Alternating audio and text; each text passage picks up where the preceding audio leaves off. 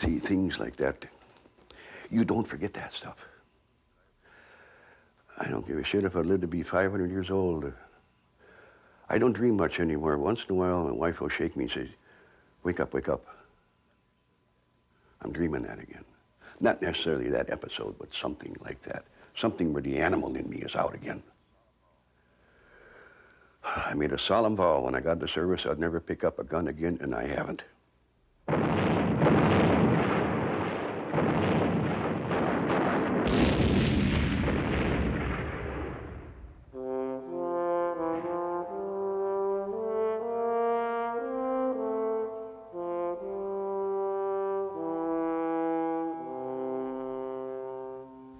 This is the story of ordinary men who went to war on Christmas Day, 1944. It is not a history of the conflict in Europe, its leaders, their strategies, the victories and defeats.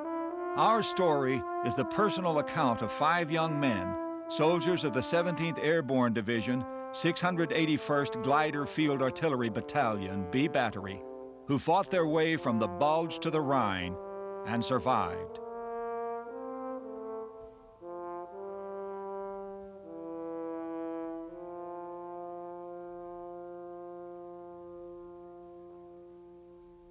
You do things that you never thought you were capable of doing. And when this period passes and your conscience and your reasoning power come back and the animal goes inside of you, your conscience won't leave you alone, no matter how many years you live. So what you have to do, you have to do 2 things. Number 1, you have to forgive yourself, because you're the only one that can do that. Number 2, you have to make a solemn vow that that animal will never come out again. December 16, 1944. Desperate to halt the Allied advance toward the Rhine, Hitler orders a massive counterattack through the Ardennes forest. The German High Command sees little hope for success, but obeys. Under the combined leadership of Generals Dietrich, Manteuffel, Brandenberger, and Blumentritt, 4 German army groups attempt to split the Allied command by driving swiftly toward the Belgian port of Antwerp. The Battle of the Bulge begins.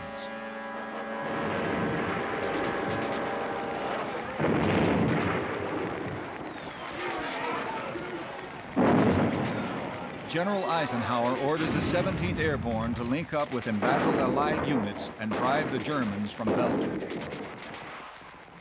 Christmas Eve, I'll never forget Christmas Eve. We were taken down, and we were the first, 17th was the first division that ever was flown into combat, an entire division.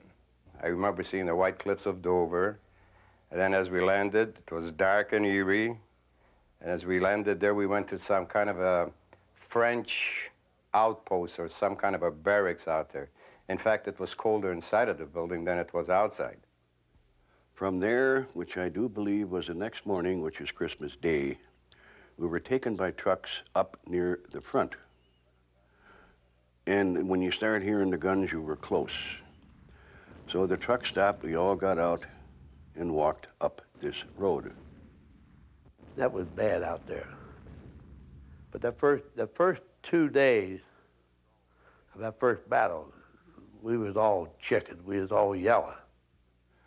You're never sure if what you see is really there until you hear like angry bees or somebody that pulls up her zipper real fast. You know you're being shot at.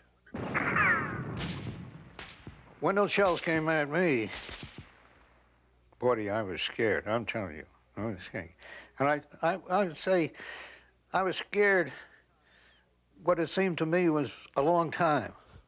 But it probably was only 10 or 15 seconds, you know. Jesus Christ, this is it. You know, they got me. I got to do something. I'm calling on my instincts. What am I going to do? There was an awful lot of fighting, a lot of dead. What upset all of us, I believe, had seen with was the Tiger, German Tiger and Panther tanks against our gasoline Sherman tanks that they called Sears and Roebuck coffins, and also their 88 artillery was tremendous. They had Neville Werfers, which we called Screaming Memes, which were rockets, and I think they shot 60 at once out of tubes. And there was an awful lot of artillery and tank fire. Guys are getting hit, and they lay there and they cry for a medic. And they die. I saw one fella. I looked at him and his whole rib cage was pulled back, and I could see his heart and I could see his lungs. He lived. Another guy got shot in the hip. He died. Guy got hit right beside of me, but I never got hit. I hit in the helmet. I got a shrapnel cut my bag off of me, but I never got wounded or nothing. I don't know why. But I think an awful lot of them got killed by small arms, and of course, an awful lot of men were killed by shrapnel. I remember my first two members of the AA 17th that I personally saw, one of which was being brought back on the hood of a Jeep by the medics, and they hit a mine, and the body was blown up and was hanging clear up the top of a telephone pole. Another one going into St. Vith, I can remember alongside the road. You remember the 17th Airborne insignia on the fellow's coat, and he had no head. But if you want to talk about somebody being scared, you were just uptight. You don't know what you were doing. I mean, we knew what we were doing, but you just followed the leader. That's all in my case. Just a 19-year-old boy. I mean, you know, just do what you were told. Well, that was basically our baptism of fire. Maybe the town was a mile away, but we called it the area of St. Vith. That's where we first got it. Our baptism. The winter of 1944 in Europe was one of the coldest on record, adding to the misery of war. For the young men of the 681st, life on the line was a new reality. No one can describe how miserable that you can be. And one of the fellows in our outfit, and he certainly was no coward, he became so mentally disturbed, he put his arms around a tree and pulled a pin on a hand grenade and blew his hand off. I can even remember sleeping on the hood of the Jeep because it was so damn cold, buddy. You couldn't sleep if you wanted to. You'd have buddy systems, like you would say. Well, it brings back into mind that a bundling system. You get together, you hug your buddy. You did want to hug him. You loved the guy because he's in the same boat as you are. You know, so you had to improvise. it was a damn crime to see our boys frozen feet, didn't have no boots on, but they could get some sizes, overcoat, unshaved, just dragging. But they just kept moving up and fighting. A typical day in the Bulge, as far as I can recollect, was you slept little. A good soldier will always sleep when nobody's telling him what to do. And I'm laying on a bunch of potatoes, and I know I knocked off. I was sleepy, tired, and then all of a sudden somebody said tank attack. I ran out of that little bin. I didn't have my helmet on. I didn't have a carbine. I'm looking around like if I'm going to battle it with my fist or something. Well, what's going on? What's going on, you know? Hell, we went 6 weeks and couldn't take a bath. You'd improvise. You'd use your helmet and put some water in it. You clean up, get a little refreshing. You turn around, your socks are dirty. You're beginning to smell a little bit. Finally, you get a change of clothes. If it's not too cold, you change your clothes. As long as we were there, I never took my clothes off. I think I took my boots off once when saying that somebody told us if you get some straw and put it in your galoshes, you know, your feet will be a little bit warm, you get better circulation. It wasn't as easy to walk, but your feet were warm. I've seen frozen feet that were actually black. We had about 20% of our casualties with amputated toes, amputated feet from frostbite and everything, because we did not have the equipment at that time. And you ate when you could. In other words, you never got very hungry because your stomach was so tight, you had no hungry feeling. The food, I mean, basically the food was what you could carry sometimes would be K rations, okay? But sometimes you come across the chicken just laying on the side of the road. We'd become butchers. We'd take the damn chicken, wring its neck, get some snow, melt the snow into the helmet, warm it up, and cook it, and then eat. Because buddy, when you're hungry, you're really hungry. There's only one time I remember where we had hot food. It's cold. They brought up hot food. God, that was a luxury, hot food.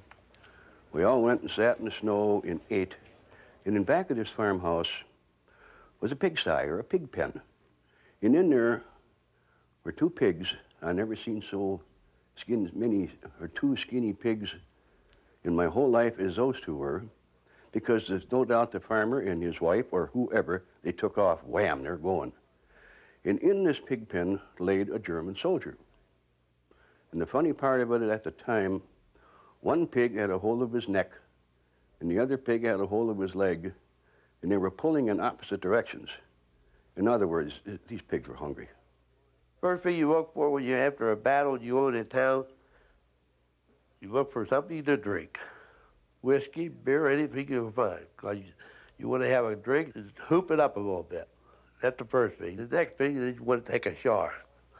But most of the soldiers always look for something to drink.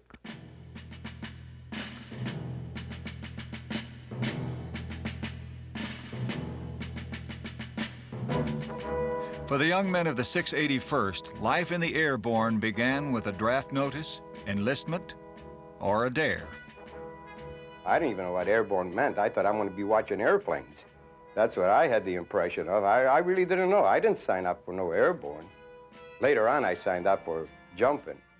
I first volunteered for the service about 1942.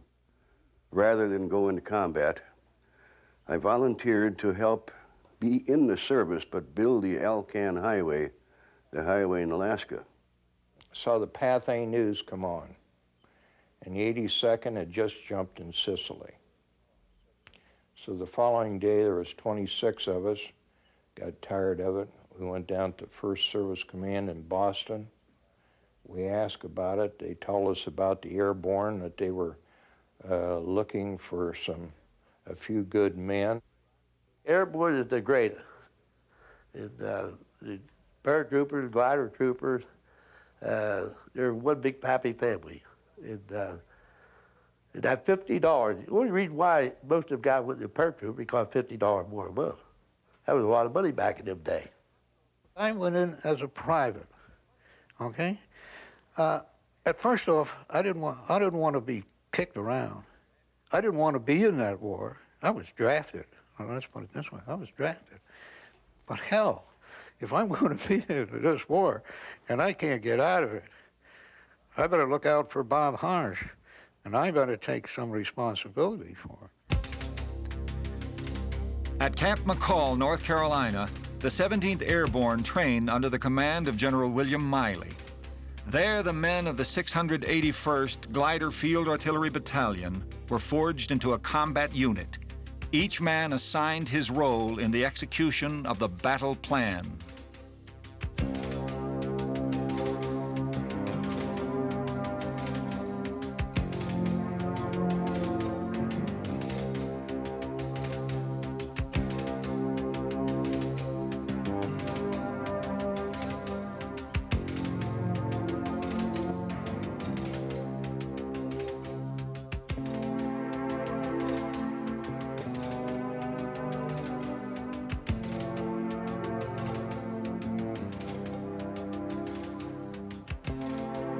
As an artillery officer, I was trained to support the infantry.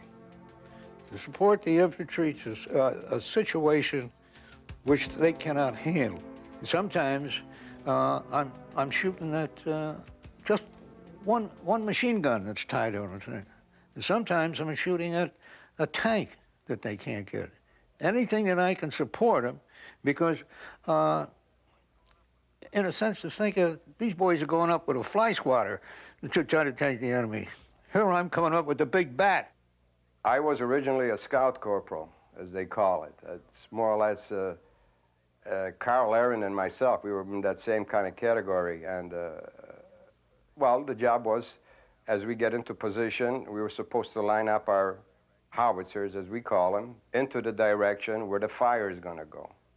I was what they called a forward observer, which meant you went with the infantry right on line with them, and you adjusted artillery fire on any enemy installations or trucks or a group of people.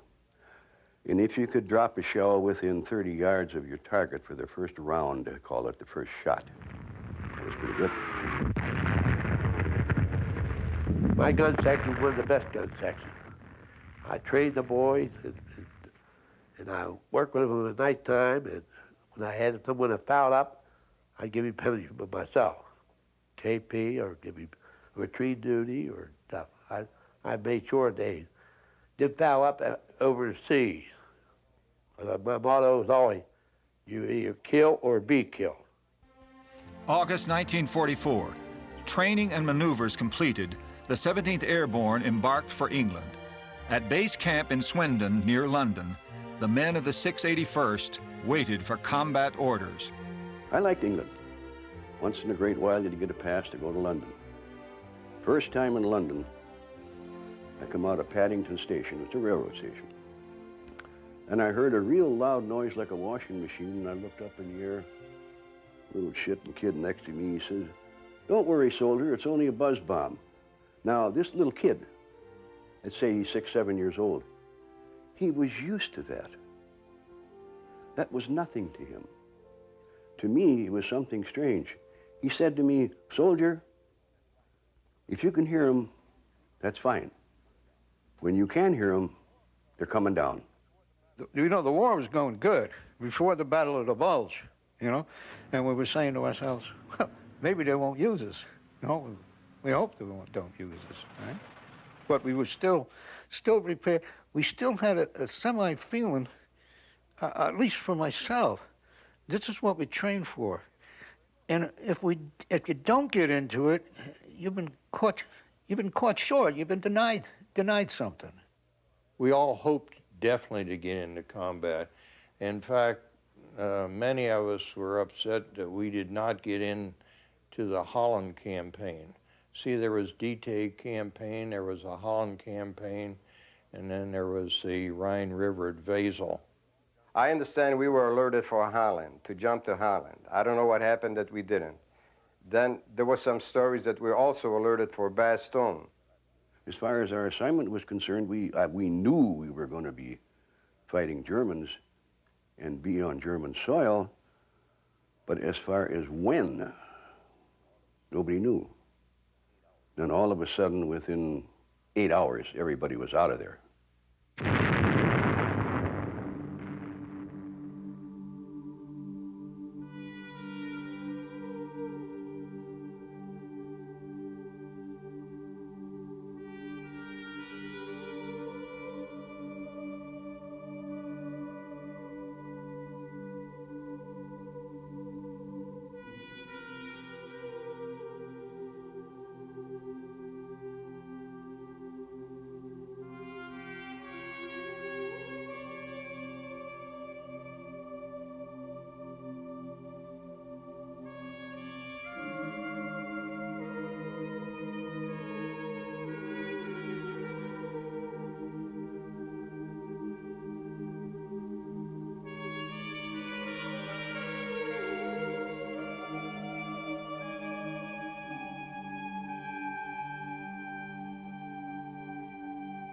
The first shock of killing somebody is not a thing that you like to remember, but it's something you can't forget.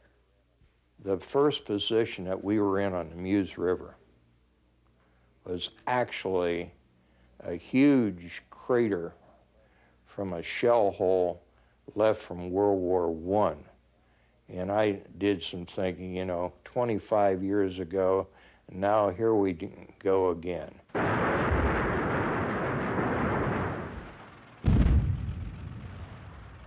For the next 4 months, the 17th Airborne fought from Belgium to Germany. At the Meuse River, Saint-Vith, Houffalize, the Rhine, Wesel, and Münster. To the men of the 681st, now hardened by daily combat, all battles became one battle, with the only victory being survival. I was standing there with Bruce Petrie and Kenny Mulholland, and a few of the other guys were in the house. And all of a sudden, you could not hear the explosion of the gun, nor the shell hitting the house, because the gun was that close. And first thing I did was duck, and I turned around, and there's Petrie and Mulholland on the ground. The back of Bruce Petrie's head was wide open. You could see the brains. Kenny Mulholland, I think, got it in the neck or the chest, I forget now offhand. First thing I did, that fear come over me. I was always afraid, but especially at that moment, at that time, not tomorrow's something else. First thing I did was run as fast as I could to get away from the two fellows that were laying there. When you hear them shells coming, Bunny, you hug good old Mother Earth, all right? And you're trying to get some kind of protection that you can, no matter what it is. Ravine on the side of the ditch, alongside of the Jeep, anything to protect you. Bill Danzo, another friend of mine, Harold Hartridge, he says, Fisher, look over there, and there you could see the gun, the German 88. And you could see kids around it. And I says, is that the son of a bitch? That's it. So then we more or less, there was no more gunfiring. The kids took off. We caught up to them, after maybe 200-300 yards. And naturally, they raised their hand, comrade. We just killed them right then and there. You get mad. Over there, when someone got hit, you got mad. And a lot of guys put up their temper. And they got Tommy guns, and they just grab a Tommy gun and just start shooting. They didn't give a damn. Like when in the ball, when we captured prisoners. A lot of times, if someone tried to pull something, some of the sergeants or the privates and that, they just take a Tommy gun and just shoot them right now. When you first go over, you don't hear much about, trying to take any prisoners, because you got enough of rations just for yourself. You got to kind of survive, and you're waiting for your main troops. And as far as killing the enemy goes, and the animal that's in you, one day, I was on forward observation again, and there was a big German hospital over on the hill. Great big red cross on the roof. And I says to Danzo, I says, let's shoot the shit out of that. We gave coordinates back to the gun position, and the first shell damn near dropped on the actual cross itself, that big red cross that's on the roof. And I said, fire 3 rounds each for effect. Well, all the shells went into the hospital roof. All these people come out of the hospital, I don't know, all of them, in wheelchairs, and running, and limping, and crawling. And the animal that's in you make you laugh like hell when you see that. It's hard to get used to losing your own men. The week before, as like I had mentioned, you were close to the man, keeping warm, okay? Now all of a sudden, he's not there to keep you warm anymore, okay? You get so tied up inside that it brings in an anger, I would say, inside of yourself.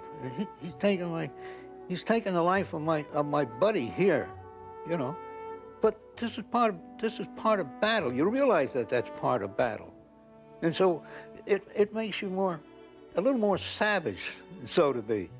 It comes right back to him, and you say, and this boy was right alongside him, maybe a half a hedgerow away. maybe 3 feet from you. Why him and not me? And I guess I was lucky because they say I don't know, they say I flew up about 15 feet in the air and then I landed in mud. I guess they couldn't find me there for a while. But well, I was really fortunate. I mean, I had a couple of broken things here and there, but it could have been bad. Could have been real bad, but I got away with it. Completely annihilated the Jeep and everything. The radio operator got it awful bad. I never was wounded. Say I had a couple guys killed, front of me, back of me. Had fellows wounded very close to me, very seriously wounded, whether they died or not. Later, sorry to say you don't keep track of that, you go on. We were going up to this farmhouse to observe the next morning. The farmhouse is on a bit of a hill, which is fine. You want to observe from the top of a hill. So Lieutenant Lemberger made the mistake of parking the Jeep right by the house rather than put it in the woods. There's always a woods nearby. You can park a Jeep or hide it someplace. Next morning, as it got light, the Germans saw the American Jeep parked by the house, and they knew somebody was in there. Along comes a tank, and it stopped. And Lieutenant Lemberger says, "What do we do?" I said, "I don't know." He says, "I'm going to have a look." He opened the back door, the tank motor started, boom, the gun went off, and Lemberger vanished. Walter Bird and myself went out the back door, or the front door, hidden in a pile of horseshit. It might sound kind of raunchy, but it's better than dying. Till it damn near light, him and I went back and crossed, I think it was the Issel Canal. So I said, "You hold my gun," and then I jumped in. I said, "Geez, Christ, I can't swim." He said, "Hell, neither can I, but we got to cross that damn creek. I don't know how."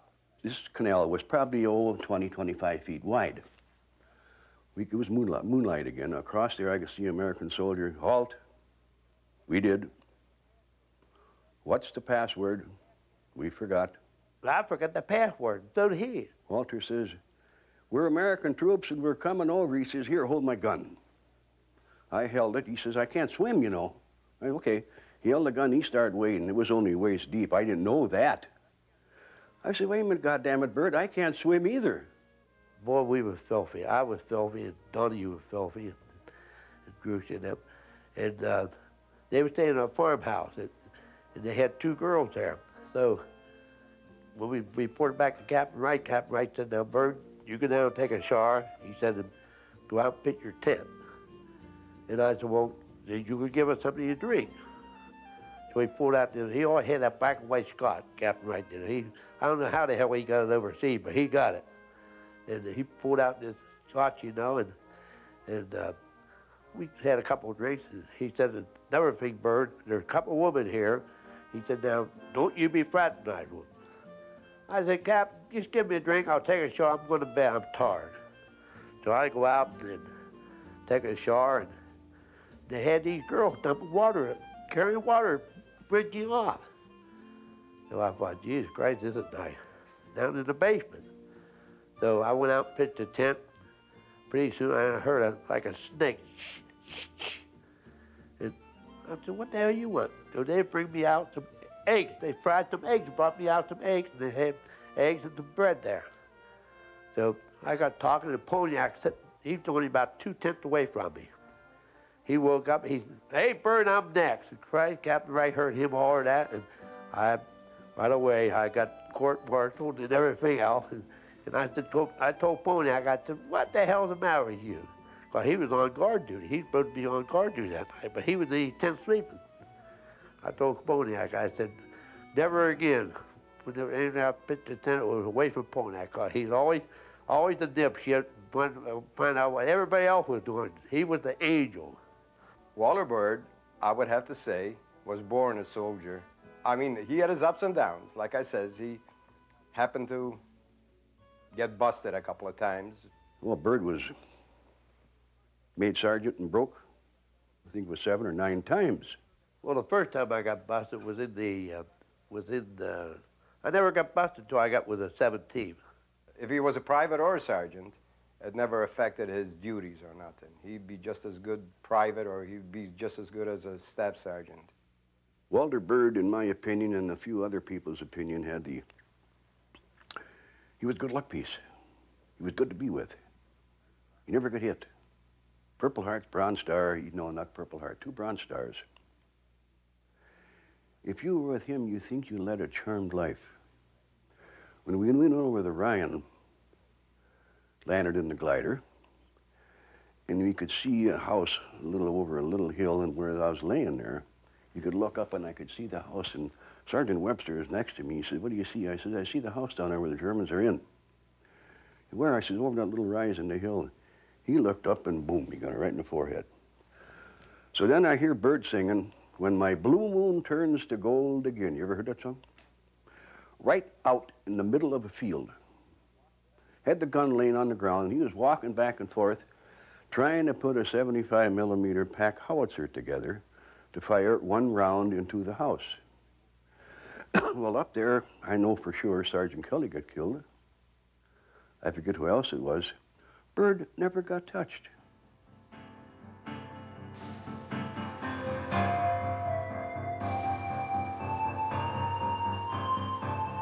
On March 24, 1945, the 17th Airborne was airdropped across the Rhine River onto German soil. In the assault, codenamed Operation Varsity, the 17th fought as they were trained, as an airborne combat force. One of their objectives was to capture the city of Essen, key industrial center of the Ruhr Valley. We're swaying back and forth. I think your life was right in front of your face again. You know, you see the ack flying around. It was, you know, scary. Enormous amount of aircraft in the air. You know, it's such an experience. I just can't put it in words, really and truly. And then you look at the ground. I mean, if you looked at the ground, you're seeing ground troops going in with their amphibious paraphernalia to cross the Rhine River, you know, and what an operation. Basically, there are 3 types of gliders in World War II. One was a CG-4A, they called it, and actually it was tubular steel. Just bent, you know, to its right shapes, and then you got a little canvas around it. The whole front end lifted up, whereby you would load in your Jeep. And then if you go into with a Jeep, you only got about 4 or 5 ties. And then when you're being towed by the airplane, of course, it's very noisy when you're being towed. When you rode in them, the wingtips waved back at you. In a CG-4A would either take 1 75 millimeter, 1 Pack 105, or 1 trailer ammunition, or I think 13 soldiers, or they'd take 1 Jeep.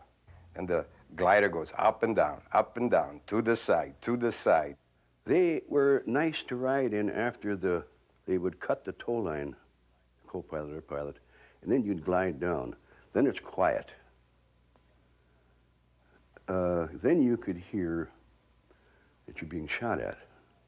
We were about half an hour out of Paris.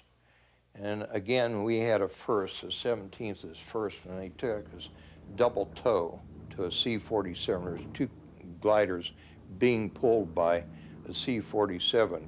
I was looking over, and one of the gliders hit another glider on this double tow. I can still see today the right wing of the one glider fell off, and immediately the pilot released his tow chain from tow rope from the C-47, and I watched him all the way down, and he smashed right into a graveyard in back of a church. A glider is nothing but a means of transportation. You get no protection, nothing at all for it. You don't have the control after a glider is let loose. I mean, you have it as to picking out a spot to land. I believe that the Rhine drop, which the Army referred to as Varsity, was very successful. The reason I say that is when the gliders come in, when the paratroopers come in, they did not overshoot the field or undershoot the field. I don't think that ever happened on Varsity or the Rhine drop. I think basically all of them, majority of the troops that landed, were near or damn near on where they were supposed to be. We were cut loose after we got over our drop zone. And this is it, we're coming down. Okay, now you can't see out of the glider because it's all canvas on the side. The only thing you can see is directly out the front. So as the glider's nose is coming down, there we see the field. There's 4 or 5 gliders to the right and to the left. This is it, go down earlier. My particular glider came down as a split rail fence. The glider is still going pretty fit. Went through the second one, went through the third one. Luckily, we went between the posts. Now, I don't know whether the glider pilot was lucky enough not to hit the upright post as it's going through it. At the same time that we landed there, we're receiving fire. And it's coming from this house that's right aside. And it's probably a farmhouse that went with this thing. And there's somebody shooting up there. We get the hell out of the glider, and you can hear the snaps of these things. Look up to the left, and it's a woman. It's this woman firing us. And here's my corporal next to her. I only have a 45 and the thing is, and I says, get that one. And she says, well, it's a woman, you know. I says, woman, hell, she's shooting at you. If you don't get her, she's going to get us. Within 24 hours, Operation Varsity achieved its primary objective of gaining a foothold across the Rhine. During the assault, the 17th Airborne Division captured 3,000 men of the German Wehrmacht. Moving swiftly to the east, the 17th and its allies took Münster on April 2, 1945, and Essen, site of the infamous Krupp Ironworks, on April 10. The capture of Duisburg 2 days later successfully completed the invasion and destroyed Nazi resistance in the Ruhr Valley. The young men of the 681st were no longer untested. Months of ceaseless combat with a brutal enemy through a cruel winter had molded them into veterans. We had a hell of a time in Munster because the civilian, there were German hid in there, in the home, in the basement now, giving the orders to the civilians in the town. And Hoffman was the same way. A lot of them places, the German soldiers were down in there, giving the orders for the civilians. And I would say that some of the civilians killed many of our boys as the Germans did in some of them towns. And every night we were on what they call curfew duty. All the German civilians had to be in the house by, I forget now, it was either 7 or 9 o'clock at night. There was 2 English soldiers in the front of the Jeep and I was in back with a rifle. And the windshield was down and the upright piece of angle that's always in the front of a Jeep was very apparent, and thank God it was, because somebody had stretched a cable across the road. We hit the cable. Now, naturally, the impact of the car hitting the cable stretched a little bit. It stopped us. But thank God for that upright piece of angle on the front of the Jeep, or we'd all lost our heads. We had German soldiers just come out of woods. You know, this was the latter part of the war already. You know, it's just a matter of time when everything was over with, at that point anyhow. And they were coming out and they just took their helmets off. They left all their weapons right in the woods, and maybe about 50, 75 just came marching out pretty rather uniformly, and we were just surprised that we seen them coming out. I mean, if they had guns and everything, they could have had a lot of fun out there. I mean, as far as wiping us out maybe or something. I was on grave registration for a week. That is a miserable job. They're stinking. Some of us, I don't know, we were volunteered to be on grave registration, or we were just, you volunteer. We had to go search a certain area where guys had been killed. And it just happened to be in the area that we searched, it was in water, maybe knee deep. And as you walked, you could see the bodies there. They were laying in there. They were bloated. You couldn't recognize them, but you knew they were American soldiers. We were supposed to take them out of the water, put them in, what do they call them? Bed bag, or dead bags, whatever they call them, and take the dog tags off of them. Well, even though we all stood upwind to do this, you were constantly gagging or throwing up. You never get used to that smell. It's like one battle is the same as the other battle. It just took place at this village. It repeated itself. It was survive to turn around and say this was worse at this village than it was at the other village, and what village that was, I can't remember that. It was all hell. May 8, 1945, VE Day. The conflict in Europe is over, but not the memories of the enemy, the battles, the experience of war. As far as a German soldier goes, they were damn good. They were really brutal. And that's what you really have to be brutal, violent. And like I say, you gotta have that animal in you. They could kill. No second thoughts. Even when I would shoot and hit somebody, even before I pulled the trigger, I would have second thoughts. But I don't know if they did. They were so damn brutal that nothing seemed to bother them. But when they were finally surrounded or cornered, they were as meek and mild as you and I. But they were damn good soldiers. There are times that you thought they were better than us, but by the whole token, they seemed to be, they had to have commandability as an individual, somebody to tell them really what to do. And if you broke up and got them in turmoil or something like that, I don't think they could stack up to our boys. The infantry, the artillery, the medics, the engineers, everybody of one person. We're just a great big family. And I think that's why the 17th was one of the greatest airborne, because we're not in the active duty right now, but we're going to end up in one of the greatest airborne outfits that ever fought in New York. Coming back, you know, I'll have to admit, you had a little, you've seen a little bit, anyhow. You've seen some of your friends killed, you made good friends, and you grew up a lot. You grew up a lot. I know in the 3 years that I was in there, I think I grew up by 10, 15 years as far as mentally. And of course, I used it as an excuse maybe when I first got out of the service, you know what I mean? Like, take a drink here, you know what I mean? You know, everybody's a hero and all that when you get out of the service, you know. But there was a difference between the 3 years before and after. There's just altogether a lifetime of experiences. When you get back and you hear a man talking and what he did in combat, you know, and he's doing it, and he's sort of glorifying that, and you're listening to it. If you've really been into the thick of it, a lot of times you don't want to talk about it. You know, it's something that you really want to put out of your mind. That's my personal feelings.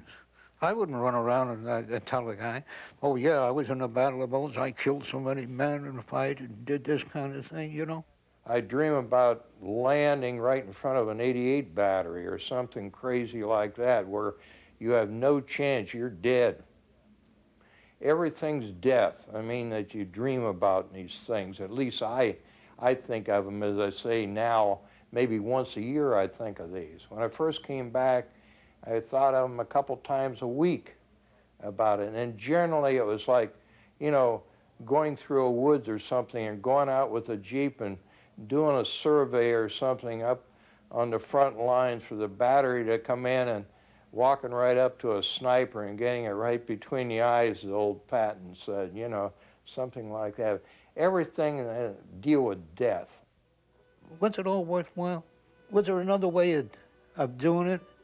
And there are times that you, like I say, when you see these young boys doing it there, if you sleep at night, and all of a sudden, you know, you wake up and your mind is back to this. You're talking about 3 or 4 years of your life into here. And You can't cut that out. It takes, you try to cut it out, but you can't. Somehow it sneaks back in. A couple of words, something on the TV, you'd see some of this stuff. And it would affect me in such a way that I don't want to look at that. I don't want that memory, you know. And other times, it's different. They were forced into a situation, and they made the best of it. And that's what they, no matter how hard it hurt them, they still did the job to get it done. So I think that's, you described it about as good as you can. As all of us go through our pathways of life, we are governed by our conscience and our ability to reason. To me, that is part of our soul, and it separates us from the animals. Now, there are other times in cases of extreme anger, hate, frustration, panic, fear, especially fear, your conscience and your reasoning power go into the background. And out of you comes an animal. And this animal has one prime instinct: to survive.